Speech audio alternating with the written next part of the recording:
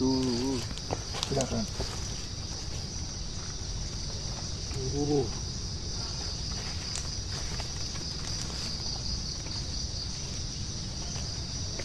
Eyang Sururur, saya mengundang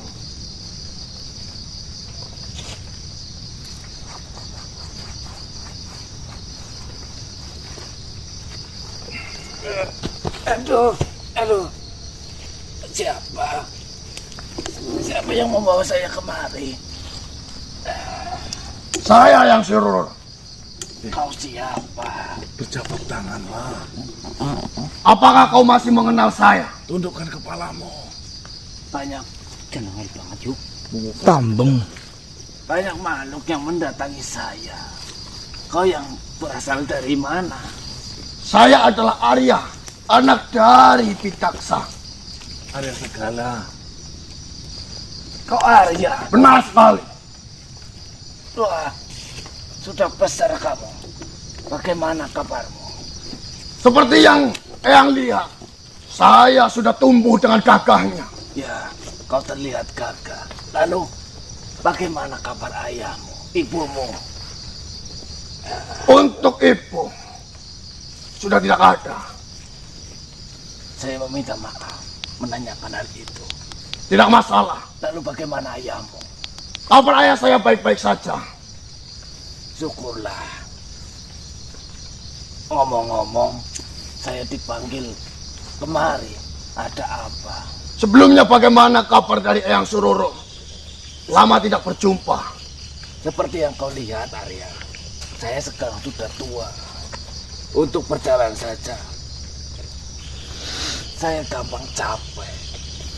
Tidak sekuat dulu. Ya, mungkin karena usia saya yang sudah tidak muda lagi. Apakah ayah saya masih sering main ke tempat Eyang? Sudah lumayan lama. Beberapa bulan yang lalu memang iya. Dia mengunjungiku dan menanyakan kabar. Kita berbincang sedikit dan tidak banyak. Lalu dia pergi melanjutkan perjalanan. Ada apa?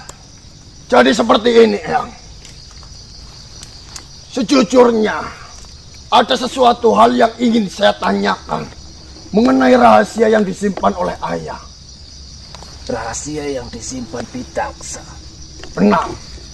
Apa yang ingin kau ketahui tentang ayahmu? Mungkin saja Eyang Sururur mengetahui banyak ayah saya ketimbang saya. Saya ini sekarang sudahlah dewasa.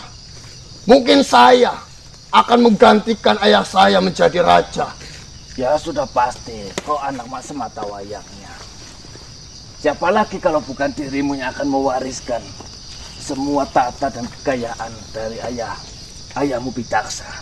Sampai detik ini, sebenarnya saya itu masih bertanya-tanya mengenai benda kotak hitam yang berada di punggung ayah saya. Ayah saya setiap ditanyakan hal itu tidak pernah ingin menceritakannya. Dia hanya menyampaikan, kau pasti akan mengetahuinya kelak. Itu saja yang terus dikatakan. Tolonglah, jika Eyang Sururur mengetahui mengenai kotak hitam itu, beritahu saya. Saya sudah cukup umur untuk mengetahui hal itu. Dan saya sudah cukup dewasa untuk mengetahui dan mengenal lebih dalam lagi mengenai ayah saya.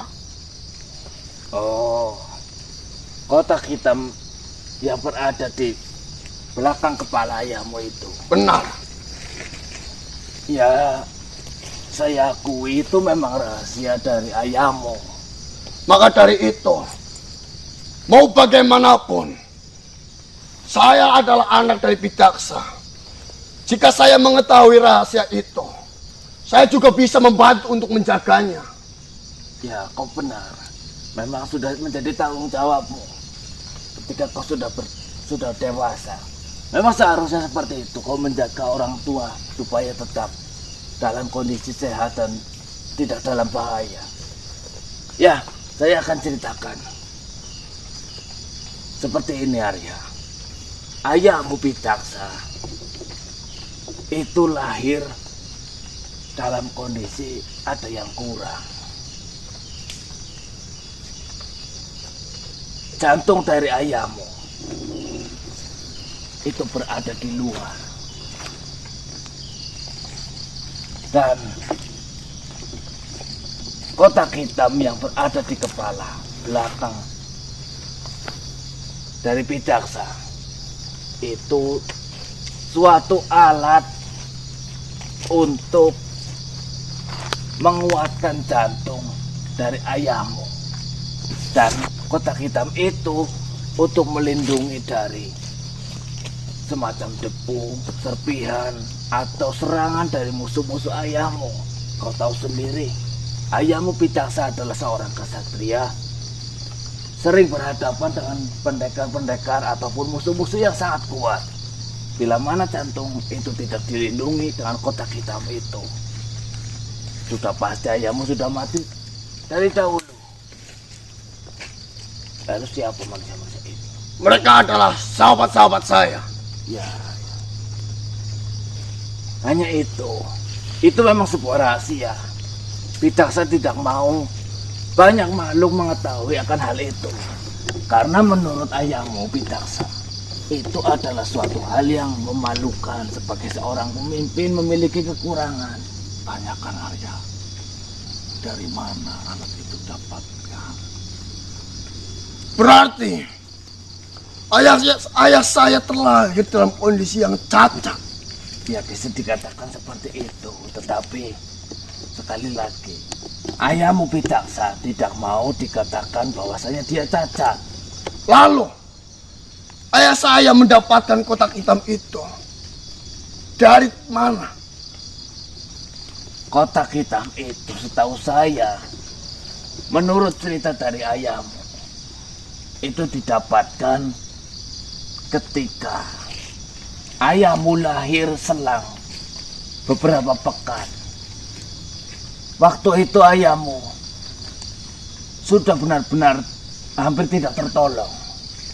Lalu datang makhluk yang entah itu siapa, membantu ataupun menawarkan bantuan supaya Picaksa kecil yang waktu masih bayi itu bisa tertolong dan tetap hidup sampai sekarang. Jadi untuk perihal dari mana kotak itu berasal, saya kurang mengetahui. Hanya saja memang ada makhluk yang memberikan bantuan itu. Mungkin kakekmu yang tahu. Apakah dari pihak keluarga ada yang mengetahui siapa makhluk yang memberikan kotak hitam itu? Harusnya ada yang tahu. Para tetua-tetua ataupun kakek atau nenekmu harusnya mengetahui, karena yang ditawarkan bantuan sudah pasti bukan Picaksanya, melainkan orang tua dari Picaksa. Karena kejadian itu ketika Picaksa masih berupa bayi merah. Akan tetapi kakek dan nenek saya itu kan sudah meninggal. Lalu siapa lagi yang berada pada saat kelahiran ayah saya itu? Saya rasa